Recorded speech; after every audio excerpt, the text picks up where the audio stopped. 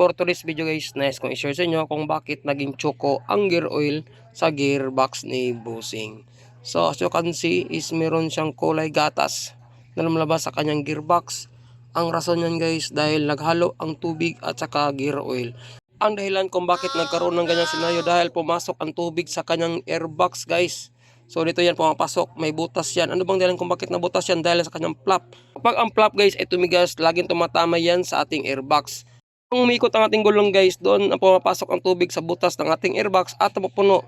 Kapag mapuno ating airbox, doon pumapasok ang tubig papunta sa gearings kasi may hose yan nakakonect sa kanyang breather. Isa din sa napiktuhan guys, kapag pumasok ang mga dumi sa ating airbox, walang iba kundi ang ating throttle body. Kita nyo ba guys, sa loob ng ilang taon, hindi ito na-notice ni Bossing na napasokan na ng mga putik ang kanyang throttle body, kaya namatayan siya. Ang resulta, sira ang mga bearings sa loob ng kanyang gearbox. Guys, sana may natutunan kayo sa video ito. Ride safe, God bless.